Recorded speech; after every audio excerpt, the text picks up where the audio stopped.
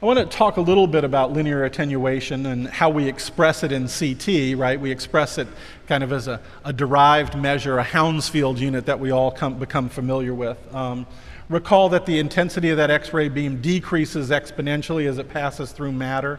That linear attenuation coefficient mu has units 1 over length. And it really depends on the atomic number, right, the Z, if you will, of the material, as well as its physical density. That Hounsfield unit, Godfrey Hounsfield described, it's really a normalized unit of linear attenuation. So we take the linear attenuation of the material that we're interested in, we subtract off the linear attenuation of water, divide by the linear attenuation of water, and multiply by 1,000. So if the material is water, water minus water is 0, so the Hounsfield units of water should be 0. And then at the very bottom of the scale, if this measure were, if we were in a vacuum, the attenuation of a vacuum is 0, so then we just get a -1 for this quantity. So Hounsfield units of air or a vacuum should be minus 1,000. Notice there's no upper limit to this, but unfortunately, because we only encode Hounsfield units on the CT scanner in 12 bits of information, this number can't go over about 3,072, if I did my math right. You can turn on a feature called extended CT scale on some CT scanners that allows that to go a little bit higher. Okay? So when we're looking at an image, the pixel values are converted from true linear attenuation numbers to Hounsfield unit numbers. And we can control our window settings to bring out different parts of the image for viewing. But in general, a wide width is used for inherent contrasted tissues, right? So when it's a high contrast task, we use a fairly wide width. So looking at the lung parenchyma, where we're looking for soft tissue nodules in the background of aerated lung, is a really inherently high contrast task. I'm a bone and joint radiologist. I always use a fairly wide window when I'm looking at the osseous structures, because looking for fractures, subtle fractures, is a high contrast task. When you're looking at the brain parenchyma and you want to separate gray matter from white matter, that's a very low contrast task. We need a narrower width to our window for that. When we go to look at the liver and we're looking for subtle lesions, that's another low contrast task. We always want to put the center of our window on the tissue of interest. So when we want to be in the brain looking at soft tissue, we want our center around 40 Hounsfield units, 35 Hounsfield units or so, where the tissue of interest has its average value. Sometimes if we're looking between a pair of tissues, we may put that between them, like PE in the lung, right? Contrast in the lumen versus thrombus in the lumen. We'll put our center right between those two, right between 50 to 70 Hounsfield units for thrombus and the 300 Hounsfield units that the contrast opacified blood in the pulmonary arteries will usually have. So you usually find your center will fall in the 150, 175 range or so. And you know, if we've got our window center at 30 and a width of 40, then that means we're going to split that 200 below 30 and 200 above. So any pixel whose Hounsfield units is less than -170 is going to be completely black on the image. And any pixel whose Hounsfield units is above 230 is going to be the brightest white on the image, and we won't be able to discern anything that's 500 Hounsfield units from anything that's 1,000. And you guys are familiar with that notion for that windowing. You know, here's just an example. I took the same image here, displayed with a bunch of different window settings. So kind of our normal soft tissue window settings here, more of a bone window, and I think you guys can see that we've got a fairly similar center in these three windows, but our window width is decreasing. So notice here you can see the fat nicely.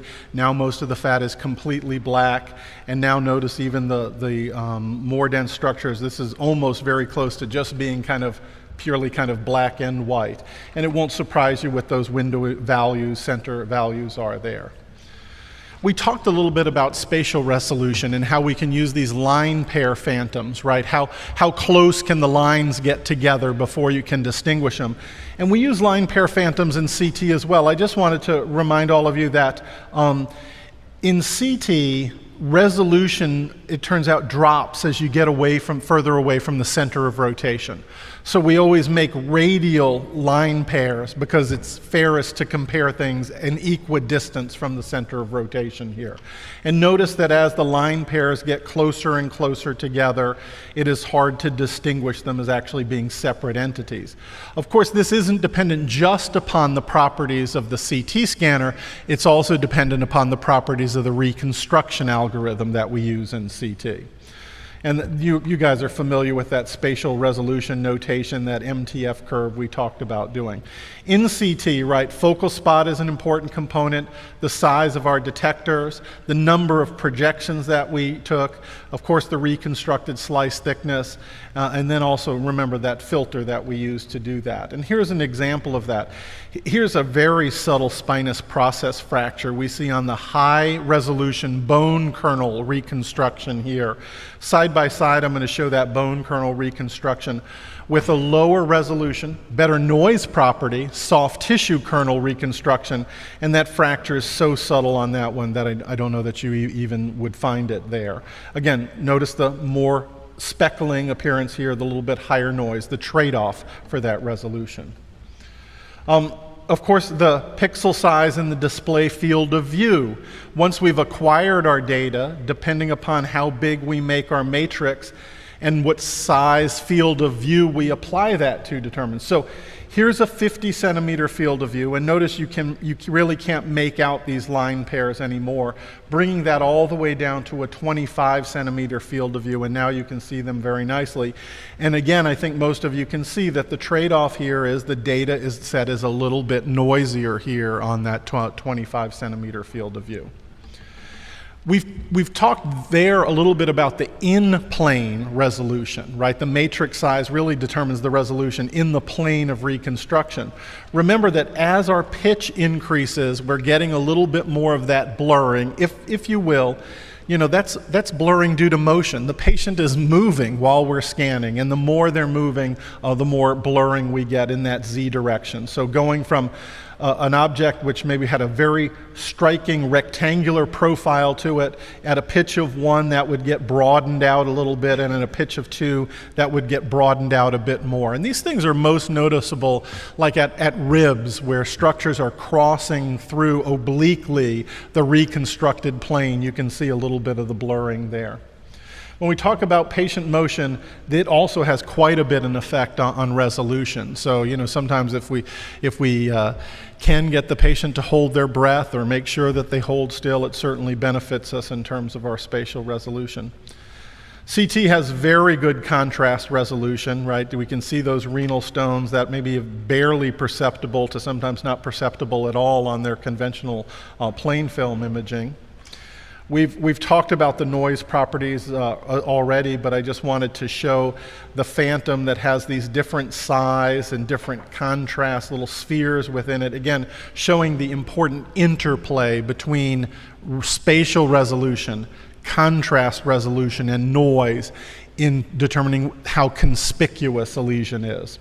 And of course, noise can be changed by keeping the slice thickness the same and bumping up the MAS, but also you can increase your slice thickness and get less noise. So now the MAS is the same, these are just thinner and thinner slices, and you see how much noisier you get. Now, this works well in parts of the body that are relatively uniform, but if things are varying a lot across a short distance in the z-axis, the trade-off here is you get a lot of partial volume effects as you increase the slice thickness. So the image isn't as noisy, but you introduce more partial volume. And I've already shown this multiple times. Again, 512 by 512 matrix, now showing 50 centimeters field of view. In other words, the reconstruction on this is actually 4 times as big with a big black border around it, but I've just blown it up to be the same size as this one. Again, showing the better resolution properties. You can really start to make out some of these really small, lower contrast structures, but the trade-off is a bit more noise there.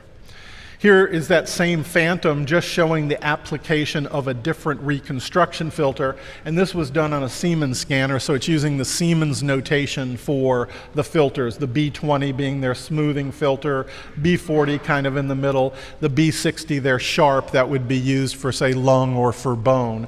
In GE actually has names for these where they kind of refer more to the body part rather than using these numbers. Here's some iterative techniques. You notice in the iterative techniques, this is adaptive statistical iterative reconstruction, one of the vendor's names for their iterative technique. And you can see that the noise property, the speckling of the noise that we see in filtered back projection really changes as we go through this adaptive, this iterative technique. And some people, when this was first introduced, I mentioned to you yesterday how some people really didn't like the look of digital mammo when it was first introduced because they were so used to reading screen film. And the same thing here. You'll hear people who've read CT for many years talk about this almost has almost kind of a plasticky look to them, they'll say. And it's just really a different property of the noise texture, I think, that you have to get used to.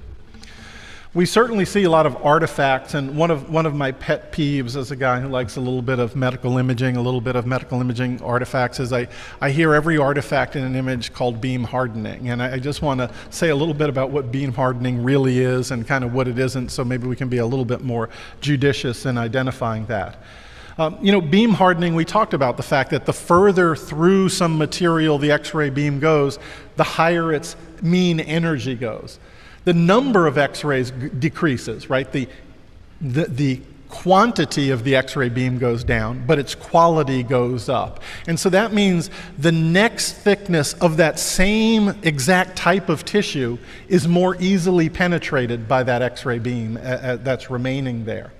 And so here's what you get. You get this kind of appearance. So a cylinder of uniform thickness of water would look less dense in the middle. And you can think about why that's the case, right? The X-ray that's coming in this direction, the X-rays that are coming in this direction, the lower energy ones of them get peeled off. So over time as it comes through, you actually end up with more X-rays at this end than you would have expected if you had a monochromatic X-ray beam of the average energy of the beam you started out with. So it says, well, somehow the middle of that thing must be a little bit less attenuating than I think it is, because filtered back projection is the purely mathematical reconstruction that doesn't take into account the polychromatic nature of the X-ray beam. So there's some correction for that. These artifacts that we see near the posterior fossa, they have to do with some of the scatter that occurs. Occasionally, we get what are truly some beam hardening effects in those range, but a lot of times where these dense areas are, we get some streak artifact. Sometimes, especially around arthroplasties, frankly, we just get photon starvation, where no X-rays make it through that structure. So it's not beam hardening, it's just complete lack of any X-ray information making it through.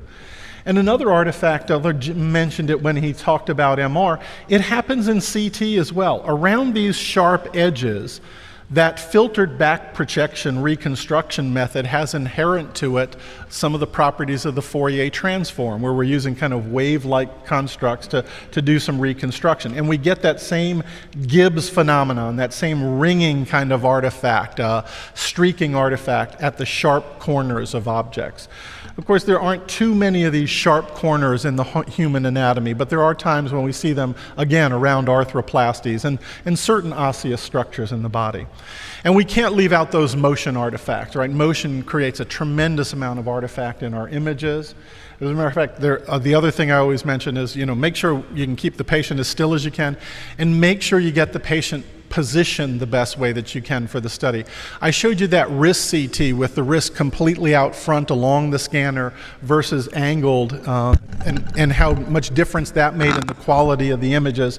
What's the difference between these two images here? Really the difference is the patient's arms are by their sides, right? And when you're looking at the axial images, especially if your tech's reconstructed axial field of view doesn't show that the arms are there in the way, you only appreciate this as kind of a lot of streak artifact in your axial image. Sometimes it's a little easier to see when you look at the coronal reformat, what's going on there. And there are some artifacts related to a scanner. You know, when you look at a water phantom or a very uniform area in the body. So sometimes you'll see this if the patient's bladder is distended with fluid, with urine, with water, it should really look very homogeneous, and you'll see these subtle ring artifacts, and that's due to not quite perfect calibration of the CT scanner. Each of the detectors have slightly different sensitivity, and that needs to be corrected for in terms of that. If you have one of your detector elements go bad, that can appear either as a bright spot or a dark spot within the image. And in our old sequence mode, where we just did a circle, right, the tube rotated one time around the patient, then the table shifted forward a little bit, and then we did that again, it made a complete circle. And the diameter of the circle had to do with how far that bad detector was from the mid aspect of the detector row. But now in helical scanning, what you'll notice is that that thing will come in and out of plane as it spirals through your images. Because remember that we may be using data from multiple different rows of detectors to reconstruct that single slice that you're looking at. So you won't necessarily see a complete 360-degree circle in a single image from that. Make sense?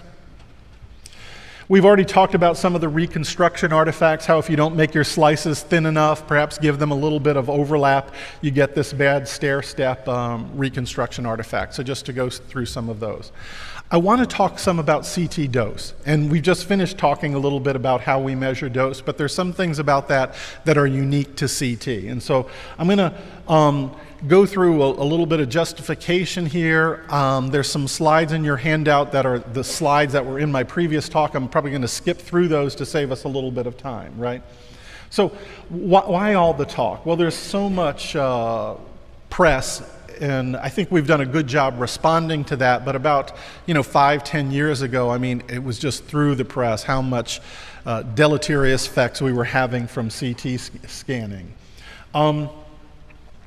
So I want to motivate us to kind of talk about that. You're going to be considered the expert. When the patient comes and has a question about the dose of the scan and whether they should get it, someone's going to call you and ask you to come talk to them.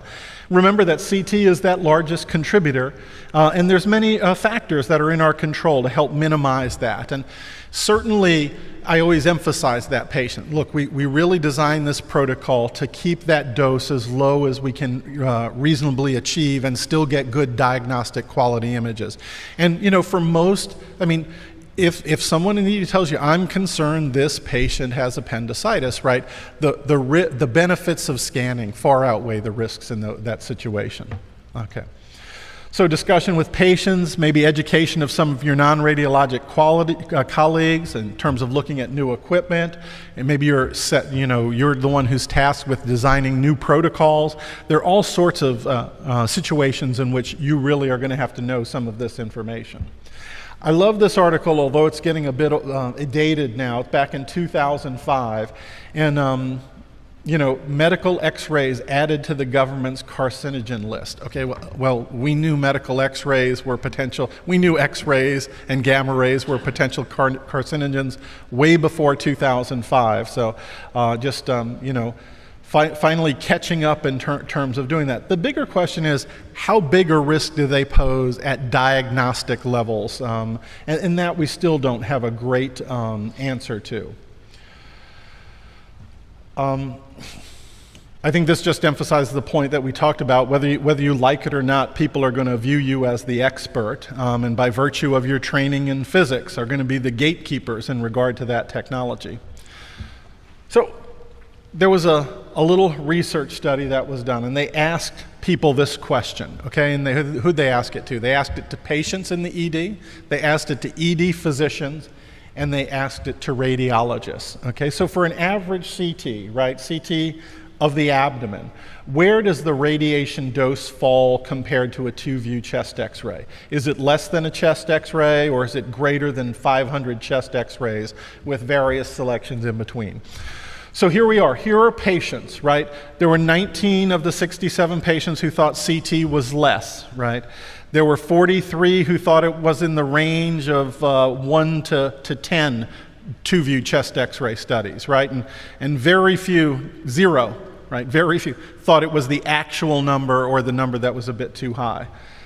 ED physicians, maybe a little bit better, right? 22%, 10 of the ED physicians were in the right range, and 3 of them thought it was less than a chest x-ray. The scary part is that there were a couple of radiologists who fell in that group as well, and I hope nobody in this room is in that situation, right? And then I thought these other things were important as well, right? They asked the patients, they asked the ED physician, and they asked the radiologist, you know, which ones of the risks and benefits outlined to the patient before the CT. And 5 of the 76 patients said that was done. The ED physician, 10 out of the 45 said that was something that was done, and 6 out of the 45 radiologists. And how many of the patients actually mentioned the dose, you know, and notice the dose was mentioned much less frequently as one of the risks of doing that. And then here's the one, what do you think the lifetime risk of cancer? Do you think that that's increased by having a CT scan? And only 2 of the 76 patients, 3% of them did. 4 of the 45 ED physicians, and 47%, 18 of the 38 radiologists. So that's better there. And the truth is, you know, we think there is a very small risk, but we don't have a great idea of what that risk is probably the current best that we can say about that. Unfortunately, impactscan.org, which gave great information in terms of CT scanners and dose and some of the different properties, this was an organization funded by the UK government. Unfortunately, that organization doesn't exist anymore, but I think the website is still up, and it's a great source for some educational information.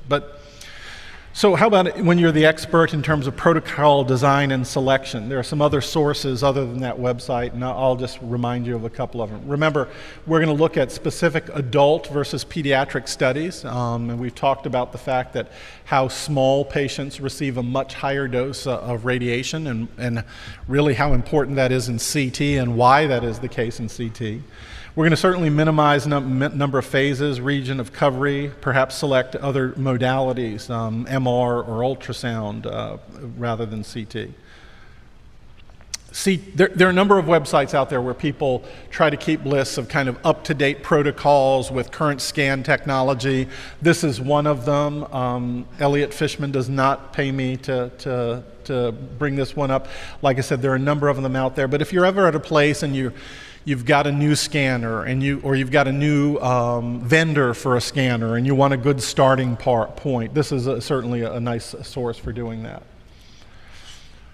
Why perform CT when MR is safer and perhaps better? This is Rich Semelka, who's at the University of North Carolina.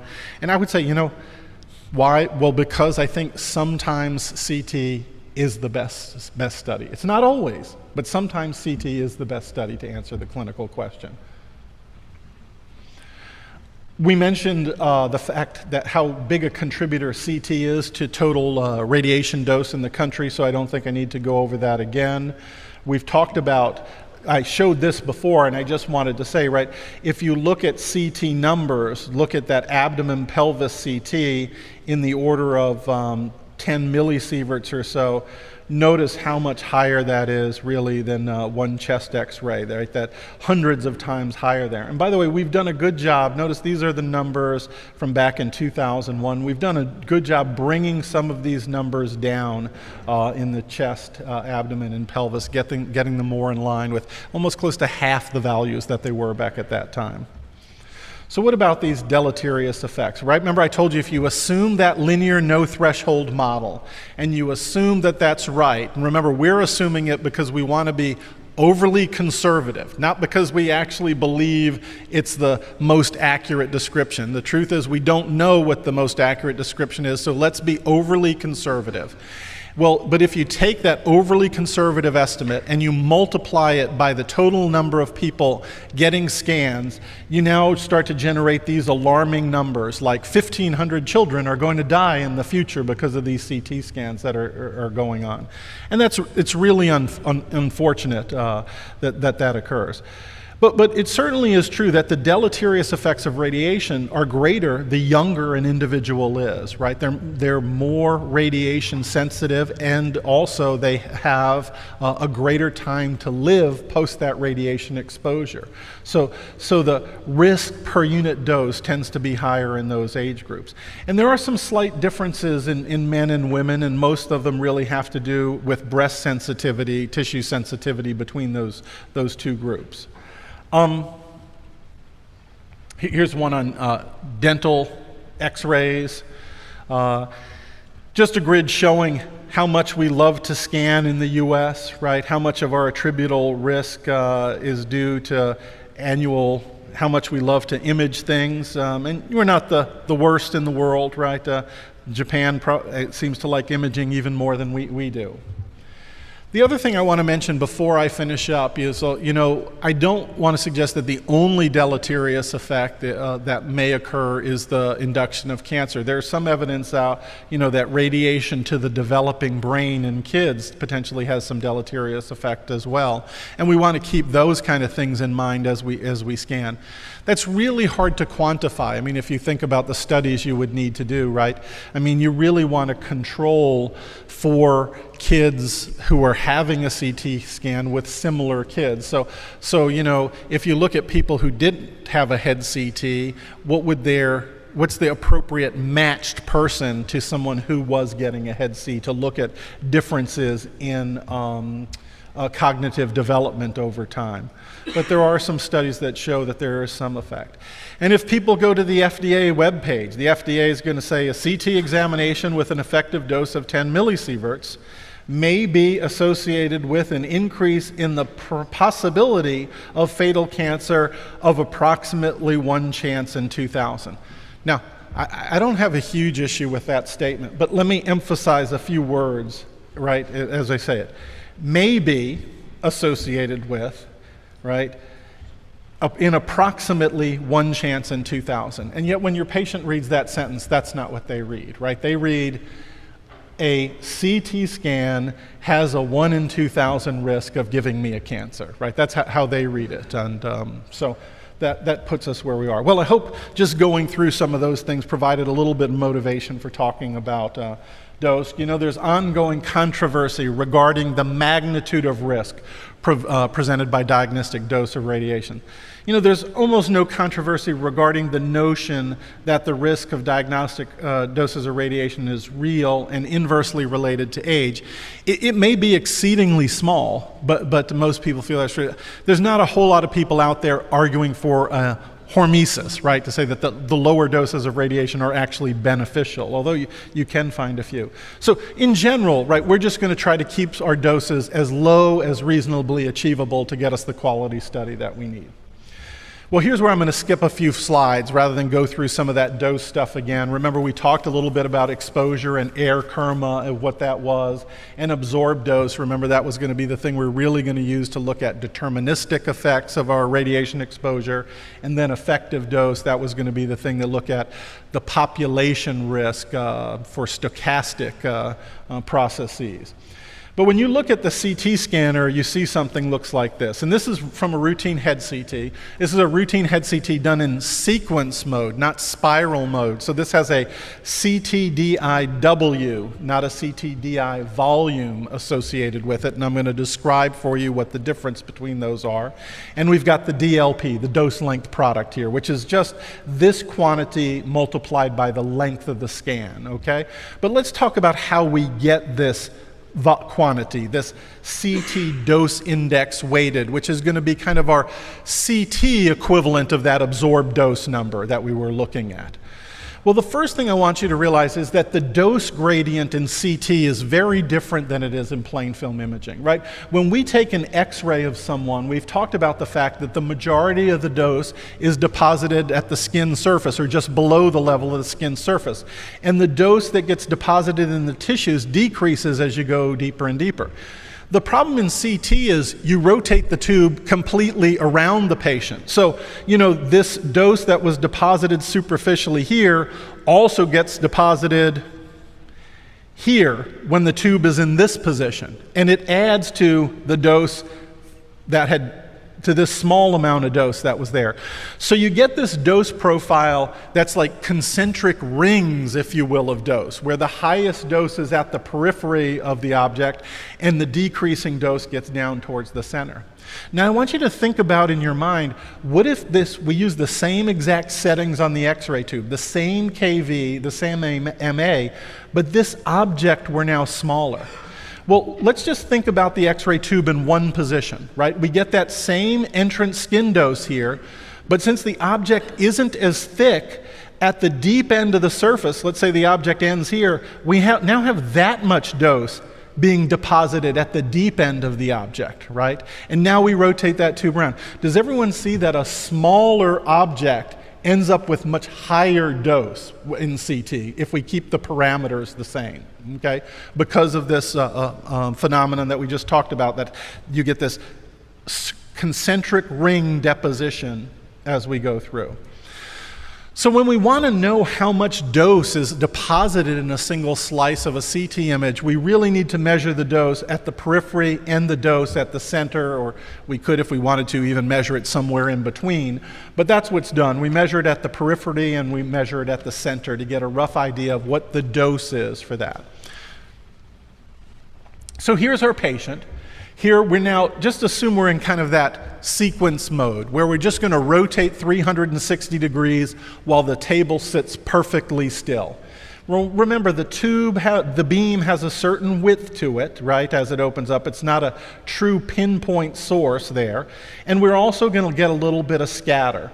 So if we want to know how much dose the patient absorbed, we can't just look at this single tiny little thin slice there. So we need to look over this slice profile where most of the dose is going to be deposited centrally, but we're going to get a little bit of dose deposited in the tissues away from the slice, a few centimeters above and below.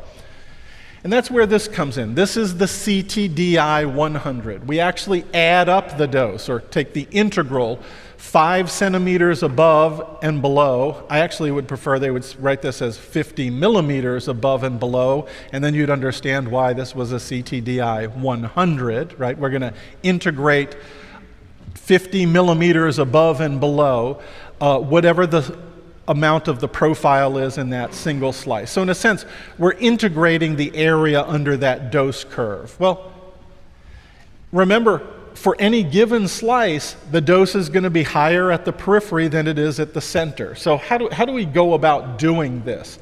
Well, there are actually phantoms. They're actually phantoms that you put pencil detectors in. You can stick one in the periphery and you stick one in the center.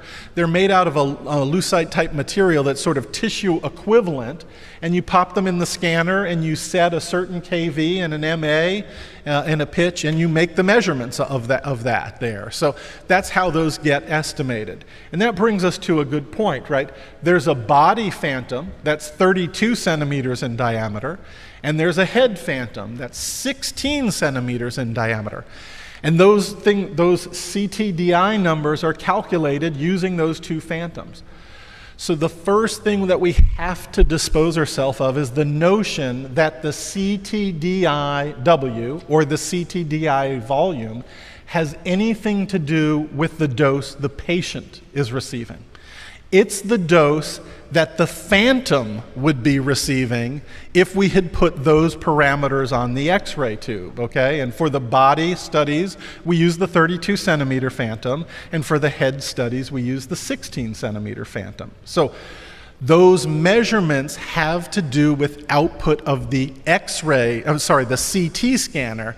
They have nothing to do with the dose absorbed by the specific patient who's in the scanner. As a matter of fact, when your tech puts in the KV, and they put in the MA, and they put in the pitch for the study, you can see the CTDI volume displayed on the screen. That ought to tell you it has nothing to do with the dose the patient's going to actually receive if you can see it before the scan even occurs, okay? All right, so we've talked a little bit about how that CTDI weighted is calculated, okay? And I'm going to now talk a little bit about extending that notion to CTDI volume and then making the DLP calculation. The CTDI volume is an extension of the CTDI weighted when we move to helical scanning, because now the table is going to be moving.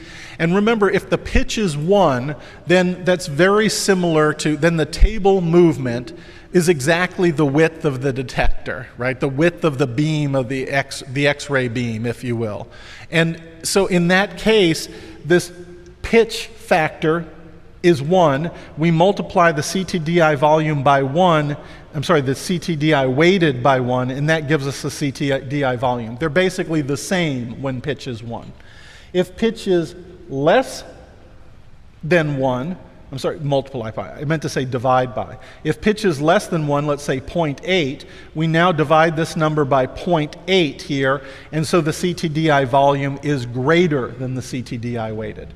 If the pitch is high, look up at 2, now we're moving the patient through more rapidly, and the dose that the patient receives per unit volume of tissue is less. Or more appropriately said, the dose that the 32 centimeter phantom receives is less.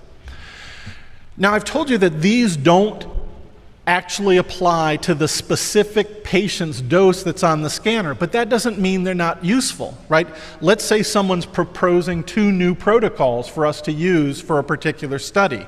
Certainly if we type the parameters in for both the protocols on the scanner and we see what the CTDI volume is for the 2 protocols, and we then do some test scans with them and decide whether we feel like the image quality is the same. Let's say we feel like the image quality is about the same. Well, go with the one that has the lower CTDI volume, right? That has the lower dose study, and if you feel like all other things are equal, then certainly make your decision based upon that. So they are useful numbers for comparing studies to each other. They just don't tell us anything about the specific dose that the patient received. All right, so CTDI volume is the dose is a measure of the radiation output of the scanner, not the dose to the patient. It's measured using that standard acrylic phantom. The CTDI volume for a smaller patient, right, will receive a higher dose than for a larger patient, right? So if I've got a smaller patient on the scanner, I'm looking at the CTDI volume number, I've got the same KV is 140, MAS is 250 effective, and my pitch is 2. And now I put a larger patient on the scanner. That larger patient is going to see less dose than that smaller patient, right? For the reasons we just talked about. All right. I talked about this cylinder and how those things get measured. These little pencil beams are how long? They're 100 millimeters long. That's what basically sums over that profile 50 millimeters above and below the central slice that we're using to scan. So there's that CTDI volume measurement from a routine chest CT done in spiral mode instead of sequence mode. So when you image in spiral or helical mode, you'll see a CTDI volume number. And now this DLP, again, is just that number multiplied by the length of the scan, the z-axis length of the scan. That CTDI volume is proportional to the absorbed dose of an average patient, if you will, or the phantom, right, and is independent of scan length. The DLP is proportional to scan length and tries to get us a little bit closer to the effective dose of an average patient. It's not quite there yet because the one thing that's missing are the tissue weightings, right? I mean, if you're scanning radiosensitive tissues, that number should be different for that. So it's not quite perfect in that regard. I think I've beaten this point enough, so we'll move on there. So how do we calculate? How do we get a good estimate of what some of the true effective doses are? Well, believe it or not, there's a lot of different types of phantoms which have little dosimeters built inside them in liver equivalent tissue in the liver location with a dosimeter in it to measure dose, and in the breast tissue, if you will. And notice their pediatric size and other parts there that can really be used to set some parameters and try to get a better true estimate of what the organ doses are for a CT scan. And if we know those organ doses, we then can apply the appropriate weighting factors to calculate the effective dose.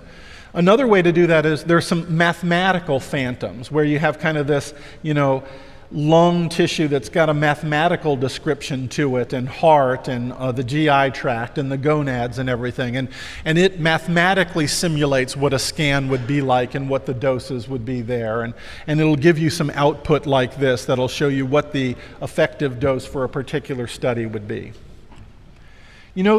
There are a number of publications, and frankly, there are some apps out there that do this, that say, oh, well, if you know what the DLP is from your scanner, just apply this factor to it, multiply this factor times it, and that'll give you what the effective dose is. Okay. What did we say the DLP was? Did it have anything to do with the dose to the patient? No. So this would give you an accurate reflection of what the effective dose would be, if you will, to the phantom. Okay? So the problem with this is this number might be useful on a population basis, right? Because on average, the phantom that we use, that 32 centimeter phantom, is supposed to represent an average patient, right? So if you looked at these numbers, this might give you some information that was useful for a population average, right? But does it give you decent information for that specific patient? And the answer is no. So therefore, I don't really advocate anyone doing this. I mean, it's fine to do it, but I don't advocate anyone recording that piece of information. Let the DLP and let the CTDI vol exist in your report if you want that to exist, but don't make matters worse by extending the notion of what this is applicable to and almost making the assertion that it's applicable to your individual patient when we know that that's not what it's meant for.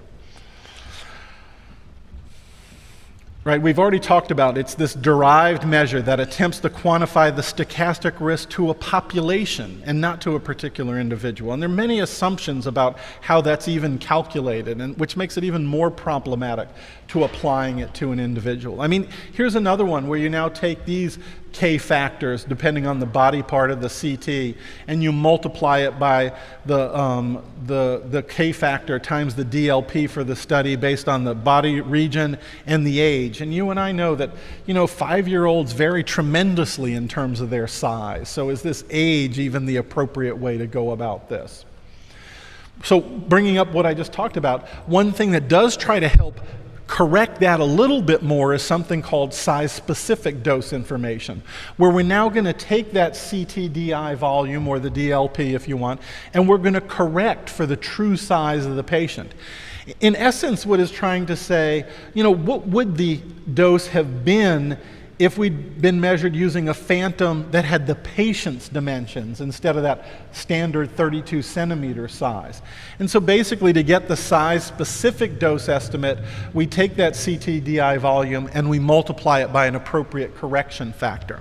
And you can look up these tables of correction factors. So these are different depending on what pieces of information you have about the patient, these 4 different tables. I'm just going to turn your attention to table 1 here. Basically, if I know what the lateral dimension of the patient is, left to right dimension, and their antero-posterior dimension, I can add those together in centimeters, and it'll give me a number that allows me to correct for that size of the patient. So here's my conversion factor to correct that, okay? So let's apply this to an example. So here we have a pelvis CT. I'm an MSK guy, so this is a pelvis CT done on a young woman who was suspected of having femoroacetabular impingement syndrome. Here's our CTDI volume, 6.17. Here's the patient. Her AP dimension is 18.6 centimeters. We actually took I took the left to right dimension, or the lateral dimension, from the topogram, okay? Just a rough idea. What do people think and we're going to end up in terms of her size-specific dose estimate? Something higher than or something lower than the CTDI volume here? Yes? Higher or lower? How many people vote higher? Higher, right? I mean, look at this patient. She's quite thin, right? Compared to our 32 centimeter phantom, her dimensions are going to be smaller than that. And so we expect that she's going to see a higher dose. So we'd expect our correction factor to be greater than 1. So her AP diameter, 18.6, I took off of that. I took her lateral diameter, left to right dimension, 37.4 centimeters from the AP topogram.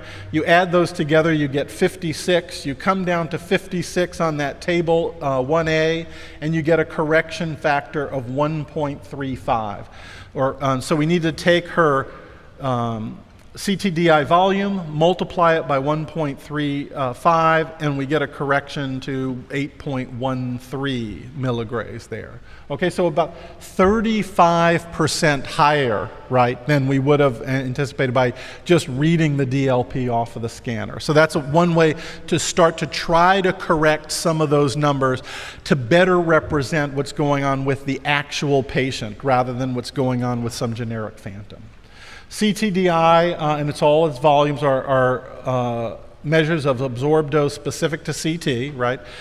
The numbers on the scan patient information sheet are estimates of, not the true dose absorbed that the patient received there, right? The DLP is a limited attempt to measure something that's related to the effective dose.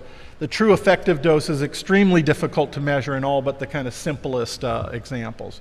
So let's go through some dose reduction strategies, right? For our text, try to remind your text to limit the scanned area to the region of interest. If anything, I see text try to, you get a little creep where the region of interest, I tease them about sending me chabdomens, right? When I want an abdomen and pelvis, and you just get a little more chest than you were looking for on those.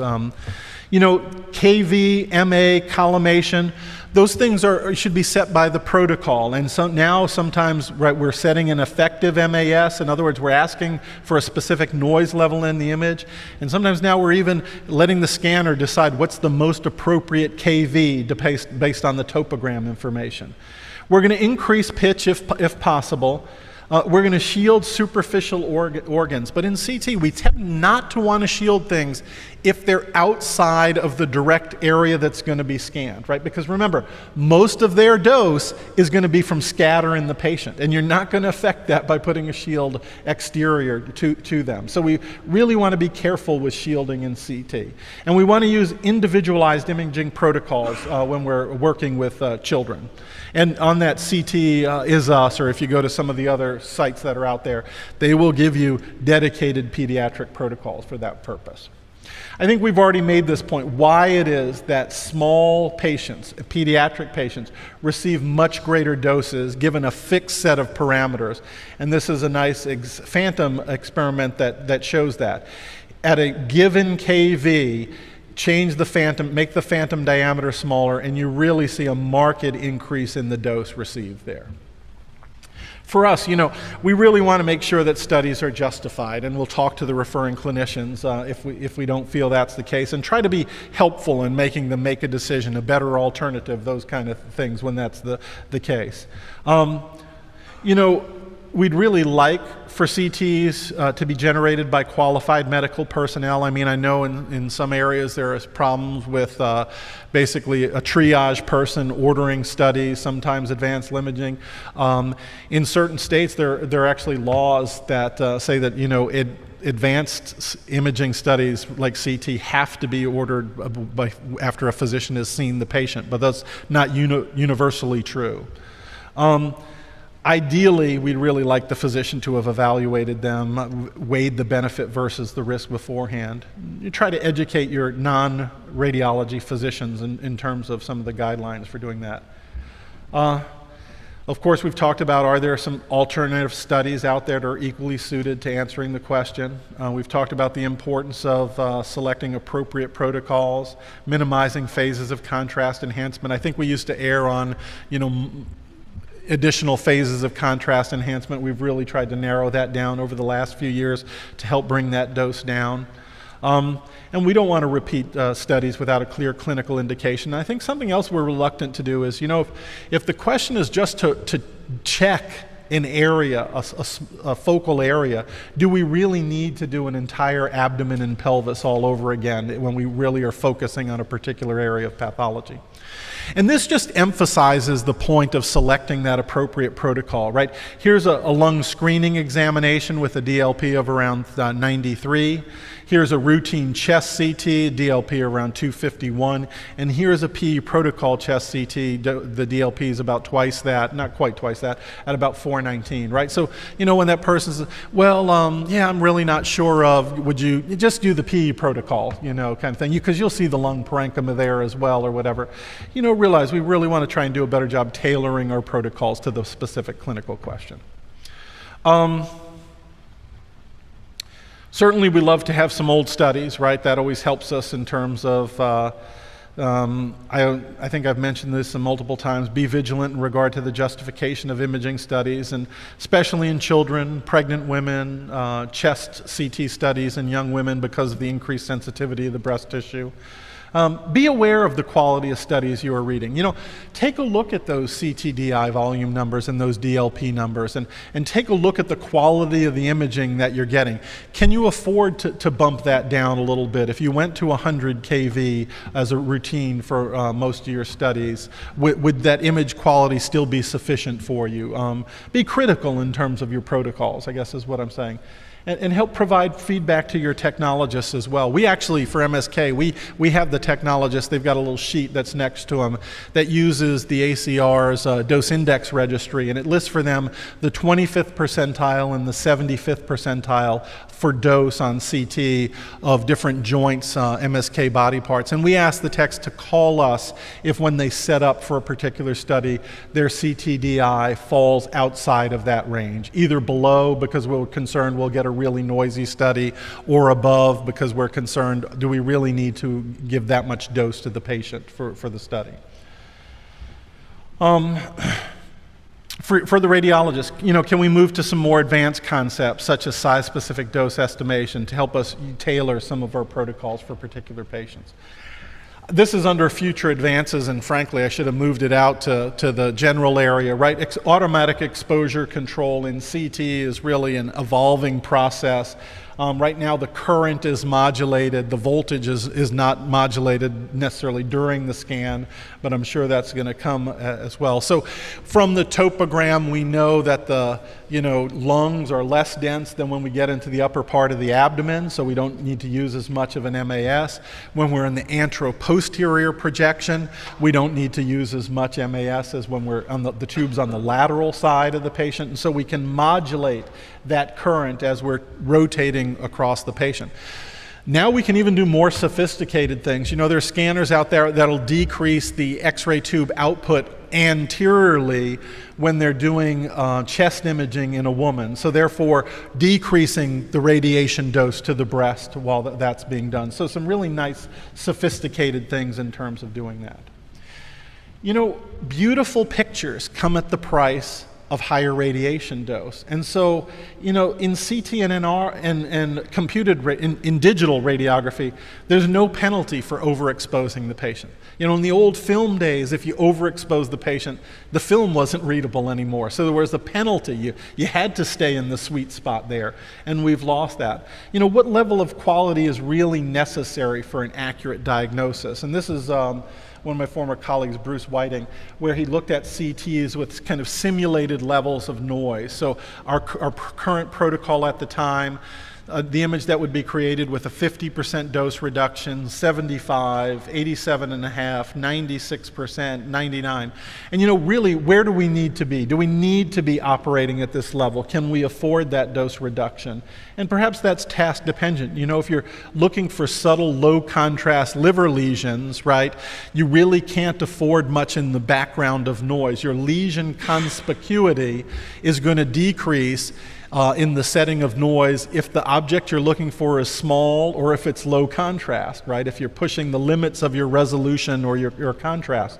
So that may be specific to a particular application, but I really think it's something we need to consider. As time goes on, we're going to get better detectors, right? We mentioned the fact that not all the radiation that makes it through the patient ends up stopped by the detector. So the better job the detector can do stopping the radiation, the less radiation dose we'll have to give the patient. The iterative reconstruction methods actually handle noise a little bit better, so perhaps we can work with a little higher levels of noise if we're using iterative techniques. Perhaps in the future we'll have some improved X-ray sources, although something like a monochromatic X-ray source is certainly a pipe dream. And there's certainly some newer imaging technologies, you know, are always under development, and perhaps some of those won't use ionizing radiation and we'll be able to utilize them in the fast. So CT is that largest contributor to patient dose in diagnostic radiology. Radiologists increasingly need to inform the patients and their colleagues regarding the risk versus benefits. You should understand at least how that dose is measured and be able to explain some of those things to your colleagues. And you should be able to employ some of the strategies we talked about to really help keep that ALARA concept going. So, what's your clinical question, right? Let's select our parameters for a basic protocol, make adjustments based on age, think about what our reconstruction technique's going to be, iterative. We could always cancel a study, convert it to another modality, really restrict to a particular anatomic region, decide what kind of anatomic level of detail is required. In other words, do we really need those really, really thin slices, and do we really need that really low contrast, high contrast to be able to see the lesion that we're talking about. And then our number of phases we also talked about. Remember that dose is directly proportional to the MAS. Cutting the MAS in half cuts the dose in half. The price is that we'll get a 30% increase in the noise in our image. Current scanners modulate that tube current in real time. I've mentioned that to you as well. And so instead what we provide to them, rather than being the current, the MAS that's used throughout, we provide an MAS which basically is specifying a noise level that we would like to have in all of our images. So if it's imaging a portion of the body like the lung that stops less of the radiation, it can drop the MA down and still maintain that noise level. And if it's imaging a thicker part of the body, if you will, or where there's more attenuating structures like the bones within the pelvis, it may have to bump that MA up to maintain that same level of noise.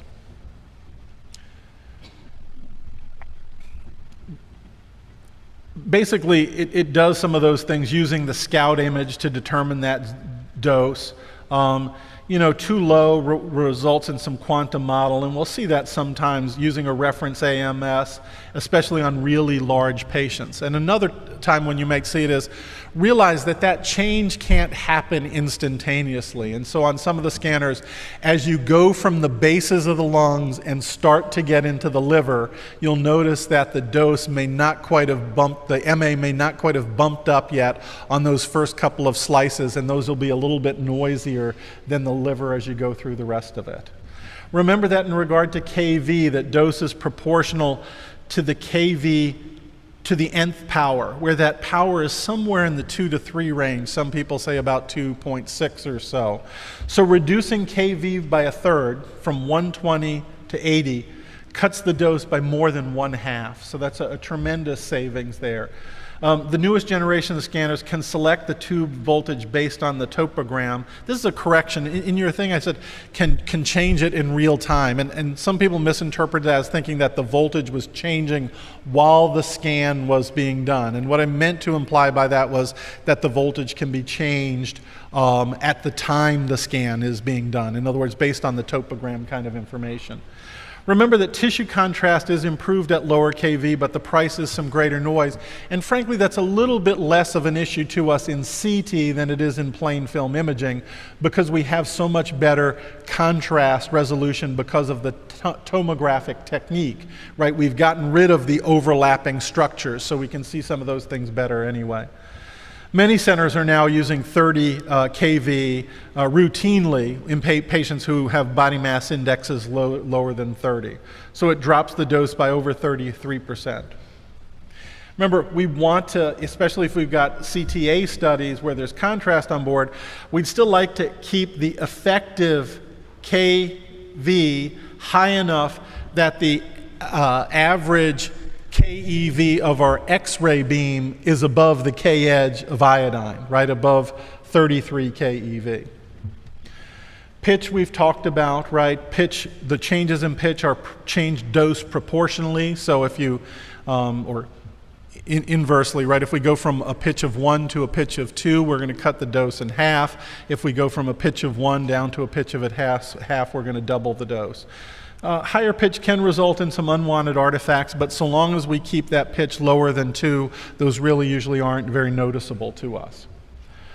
We've talked about protocol adjustments over and over, adjustments based on size-specific dose estimation, some people have suggested. Certainly tables for MAS or KV based on patient body mass index are another possibility. And like I said, continue to review and refine your protocols to really get your dose down.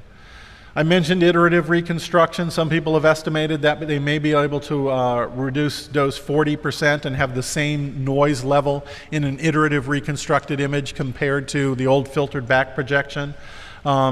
Downsize, manufacturers still have a lot of different techniques which have some of their own artifacts associated with them, and I think we're going to have to wade through some of that as time goes on. And I think this is the last image in my talk here, so it's a nice example. I don't know if you guys can see the DLP here. What's the DLP number right here? 1054. Remember I showed you the numbers for a screening chest CT, a routine chest CT, and the P protocol chest CT. The P protocol chest CT number was around 400, 450, so this is 2.5 times greater than that. And why is that the case? Right, so here's a bismuth shield in place that's put in place meant to reduce the dose to the breast, but we shouldn't tope the patient with that in place, especially in these modern scanners that are going to adjust our MAS or our KV selection based on the density that they see when we do the topogram. So now the scanner sees that bismuth shield in place. It doesn't realize that that's what's there. It cranks up the parameters very high, and we end up with a study that had the exact opposite of what we wanted to try and achieve by putting the bismuth shield in place. Okay. Thanks everyone, and I'll hang around a little bit if there are any questions.